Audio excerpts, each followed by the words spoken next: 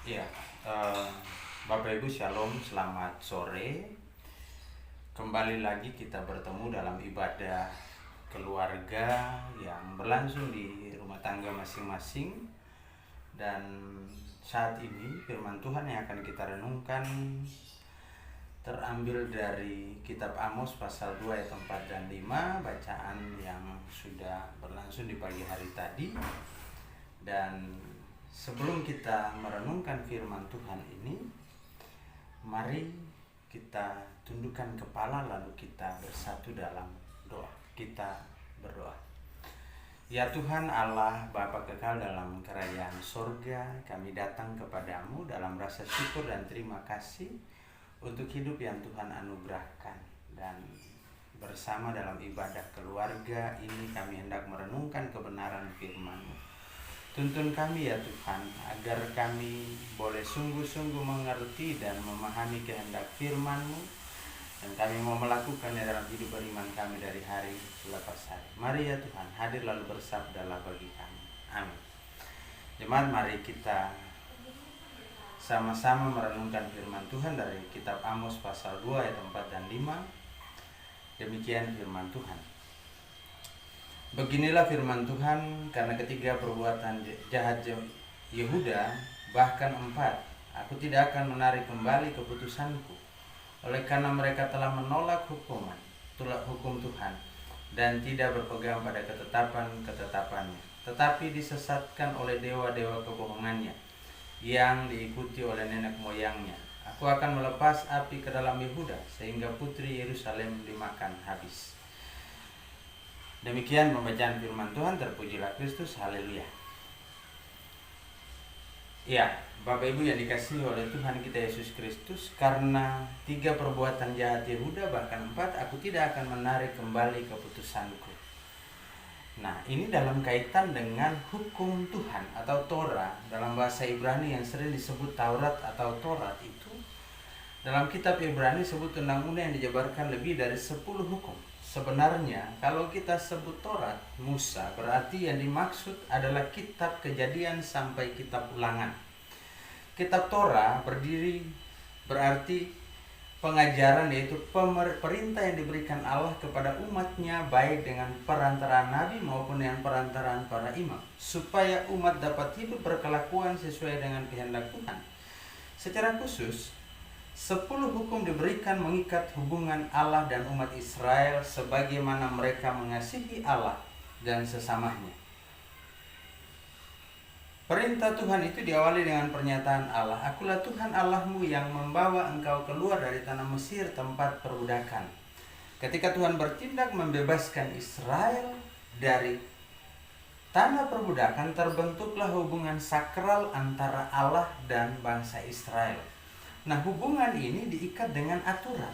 Hubungan ini didasarkan oleh Taurat yang menjadi pengikat, di mana itu menjadi tolak ukur ketaatan, kesadaran akan tindakan Allah kepada umatnya. Nah, Bapak Ibu yang dikasihi oleh Tuhan kita Yesus Kristus, firman Tuhan yang diawali dengan karena 3 perbuatan jahat Yehuda, maka bahkan 4, aku tidak akan menarik kembali keputusanku, dan seterusnya. Bila dijumlahkan atau dikalikan angka-angka itu, hasilnya ada 7 dan 12 angka yang menunjukkan kesempurnaan dan utuh. Hal ini menunjukkan karena kejahatan bangsa itu sudah sempurna dan utuh. Artinya kejahatan mereka melimpah ruah dan tidak dapat dihitung lagi. Kejahatan mereka tidak dapat dijelaskan atau diuraikan lagi. Jadi karena banyaknya dosa bangsa itu, aku tidak akan menarik keputusanku. Lebih tepat, bukan perbuatan kejahatan tetapi perbuatan durhaka, yang berarti ingkar dan tidak setia kepada kekuasaan yang sah, yaitu Allah yang mengasihi dan yang menyelamatkan. Nah, Bapak Ibu yang dikasihi oleh Tuhan kita Yesus Kristus, Amos datang hadir menyampaikan pesan Allah kepada orang-orang Yehuda, bangsa Israel yang notabene mereka seharusnya sebagai umat Allah mau tunduk dan mau melakukan apa yang menjadi perintah Allah. Karena ketika kita bicara tentang perintah, kita bicara tentang aturan, kita bicara tentang otoritas, keabsahan, kekuasaan Allah dalam kehidupan manusia. Nah, dalam kehidupan nyata kita saat ini, Bapak Ibu yang dikasihi Tuhan, ada banyak hal yang ditegaskan kepada kita. Apalagi ketika kita hidup di dalam situasi COVID-19 saat ini. Peraturan pemerintah menjadi acuan untuk seluruh bangsa menjalani kehidupan di bawah aturan itu. Nah, bagi orang yang tidak menuruti aturan itu, otomatis dia akan dikenakan sanksi. Tapi di satu sisi penilaian yang diberikan bahwa orang ini memang adalah tipe atau orang yang tidak mau tunduk kepada kehendak Allah. Mereka hanya mau melakukan kehendaknya sendiri, atau mereka tidak mau hidup teratur sesuai dengan apa yang ditetapkan oleh para pemimpin bagi mereka. Nah, Bapak Ibu, ini tentu menjadi presiden buruk karena hukuman itu bukan datang karena kita tidak melakukan, bukan datang sesaat setelah kita melanggar peraturan, tidak. Tetapi hukuman itu adalah sebuah konsekuensi. Orang tidak mau hidup teratur berarti bahwa dia harus menerima konsekuensi. Konsekuensi dari ketidakaturan adalah yang pasti ada kecelakaan, ada persoalan, ada penyakit, ada masalah yang muncul dari ketidakaturan itu. Nah, ketika orang menolak untuk hidup tidak teratur, contohnya sekarang ya kita bicara tentang hal-hal yang standar. Aturan standar kesehatan saat ini paling tidak dari manapun kita pergi, kita pulang kita harus cuci tangan. Kalau kita ke tempat yang memang kerumunan orang banyak atau rumah sakit, ya diharapkan baju yang kita pakai itu dilepaskan, ditaruh di tempat yang terpisah, lalu kemudian harus langsung mandi. Kenapa? Karena itu aturan. Supaya apa? Supaya kita terhindar dari virus-virus yang menempel mungkin saja di tubuh kita ketika kita beraktivitas, ketika kita berinteraksi dengan orang lain di luar sana. Nah, ini standar yang mengikat kita. Kenapa kita harus melakukan itu? Untuk apa? Karena kita ingin melindungi keluarga kita. Kita ingin melindungi diri kita sendiri. Kita ingin melindungi orang-orang yang kita kasihi. Lalu kita mau tunduk melakukan aturan itu. Nah, bagi Allah sendiri, peraturan atau hukum Taurat itu menjadi pengikat. Pengikat dan pengukur bagaimana umat mau hidup taat dan setia. Bagaimana umat mau melakukan kehendak Allah dalam kehidupannya. Bagaimana umat mau melindungi dirinya. Bagaimana umat mau melindungi keluarganya. Bagaimana umat mau melindungi persekutuan yang lebih besar yang kita percaya bahwa itu adalah bentuk lain dari kehadiran Allah, di mana Allah menyatakan kasih-Nya di sana. Tetapi murka Allah itu muncul ketika dia sudah tidak bisa lagi berbuat apa-apa. Dia tidak akan lagi menarik apa yang sudah ia tetapkan. Bahwa konsekuensi itu sudah tidak bisa lagi ditarik. Kenapa? Karena pelanggaran sudah terjadi. Jadi mari lewat firman Tuhan ini paling sederhananya begini, Bapak Ibu. Yang pertama, sebagai orang percaya, ketika kita menolak untuk hidup dekat dengan Allah, maka kita menolak juga untuk melakukan kehendaknya dalam kehidupan kita. Dan ketika kita menolak untuk melakukan kehendaknya dalam kehidupan kita, berarti kita menolak untuk diatur oleh kehendak Allah dalam kehidupan kita. Nah, kalau Allah saja kita sudah tidak takut, maka bagaimana dengan manusia? Siapa manusia itu? Manusia itu adalah pemerintah dunia. Pemerintah yang dipercayakan Allah kepada kita. Nah, kita sendiri juga tidak mungkin akan mau tunduk kepada pemerintah. Walaupun kenyataan sebaliknya, orang lebih takut kepada pemerintah daripada kepada Allah. Kenapa? Karena Allah tidak kelihatan, pemerintah kelihatan. Tetapi untuk semuanya itu firman Tuhan kita menegaskan bahwa hukuman itu pasti berlaku pada siapapun yang tidak taat dan tidak mau melakukan kehendak Allah di dalam kehidupan. Jadi mari sebagai pribadi, sebagai orang percaya, saya mengajak kita semua, paling tidak kita mau hidup menurut standar aturan yang sederhana. Standar aturan sederhana sebagai orang percaya bagaimana kita mau menjalani kehidupan, mendekatkan diri kepada Tuhan di tengah-tengah situasi dan kondisi yang ini kita membutuhkan pertolongan, kita membutuhkan perlindungan Tuhan. Bagaimana Tuhan tahu kita membutuhkan perlindungannya? Kita harus mengkomunikasikan itu. Bagaimana cara mengkomunikasikan itu? Ya kita datang dalam doa. Kita datang untuk mendengarkan firman Tuhan. Lalu kita mau melakukan apa yang kita dengarkan sebagai bentuk dari perintah Allah dalam kehidupan kita. Itu yang pertama.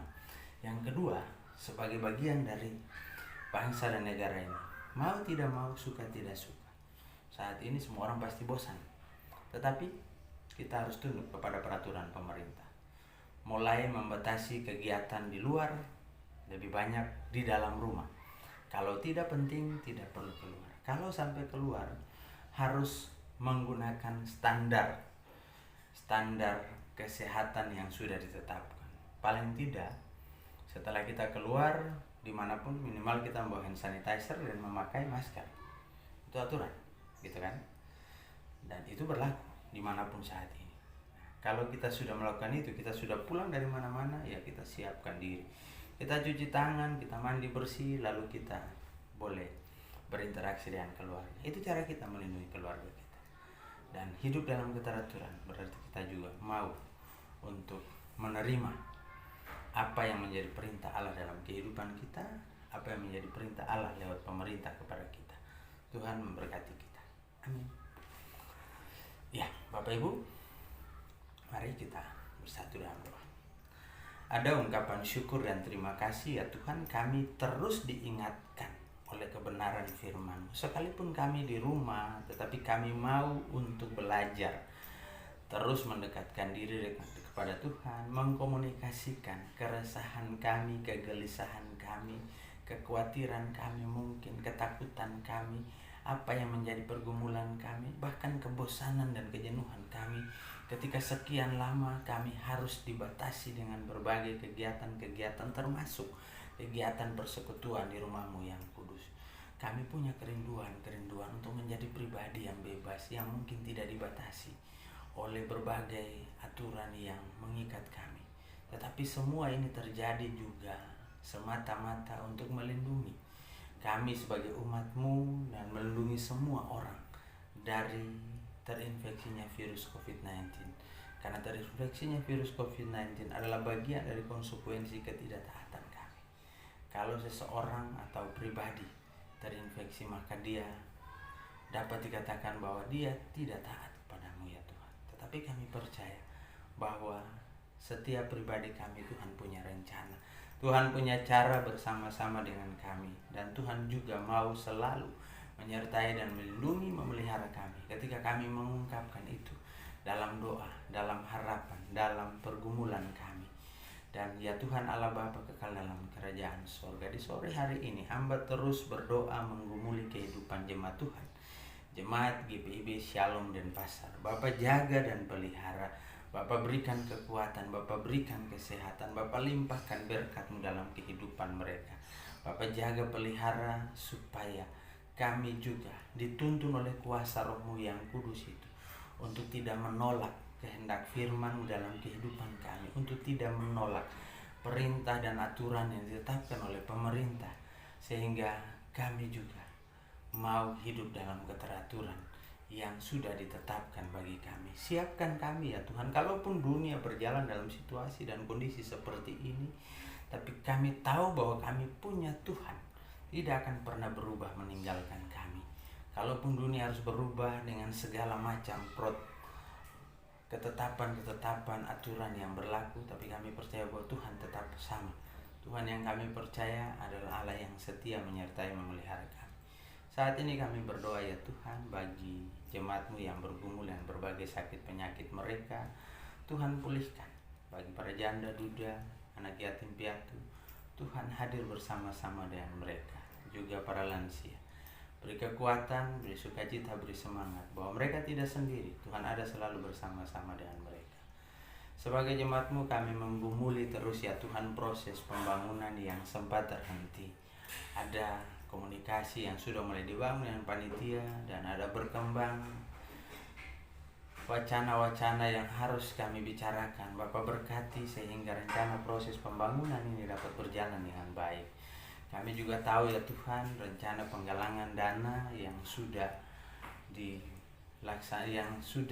direncanakan, ya Tuhan, Bahkan kami sudah berproses tetapi harus terhenti juga. Bapak berkati sehingga kami boleh merencanakan ulang semuanya itu dan kelak bisa terlaksana untuk hormat dan kemuliaan nama Tuhan. Berkati seluruh majelis jemaat, pelaksana harian majelis jemaat, diaken, penatua, pengurus pelkat dan komisi, juga Saudara Hesron yang magang saat ini. Bapak berkati, biarlah kami dapat sungguh-sungguh menjalankan tugas tanggung jawab pelayanan yang Tuhan percayakan bagi kami. Kami dapat terus belajar memperlengkapi diri kami menjadi pribadi yang lebih baik. Ya Tuhan, Allah Bapa kekal dalam kerajaan surga, kami berdoa menyerahkan bangsa dan negara ini ya Tuhan. Kami percaya bahwa Tuhan selalu ada bersama-sama dengan kami. Berkati para pemimpin kami mulai dari pusat sampai ke daerah. Berkati juga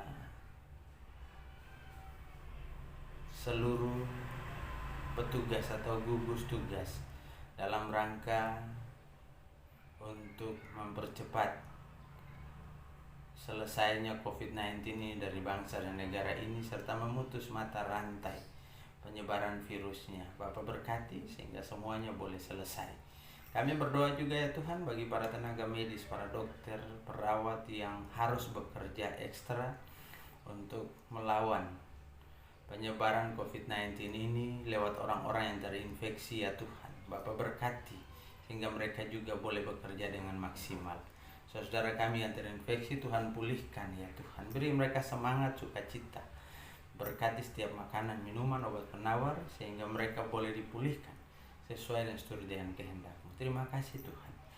Gereja di muka bumi ini terus bergumul untuk menyesuaikan diri dengan situasi dan kondisi yang ada. Bapak berkati sehingga gereja-Mu boleh terus ada dan bertumbuh, dan kami boleh menemukan Tuhan di balik peristiwa COVID-19 ini. Apa maksud dan rencana Tuhan di dalamnya? Biarlah kami terus belajar dan menemukan apa yang menjadi kehendak Tuhan bagi kami. Terima kasih Tuhan. Akhirnya seluruh kehidupan kami mempertaruhkan ke dalam tangan. Ampuni kami atas salah dan dosa yang telah kami perbuat melawan kehendak-Mu di surga, baik itu melalui kata, perbuatan maupun yang ada dalam pikiran kami sekalipun ya Tuhan. Suci, bersihkan dan layakkan kami ya Tuhan. Lalu biarlah Tuhan hadir dalam kehidupan kami. Tuhan juga mau sempurnakan kami dengan doa yang Kau ajarkan kepada murid-murid dan juga kepada kami saat ini. Bapa kami yang di sorga, dikuduskanlah nama-Mu.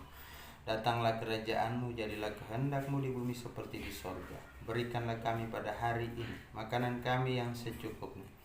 Dan ampunilah kami akan kesalahan kami, seperti kami juga mengampuni orang yang bersalah kepada kami.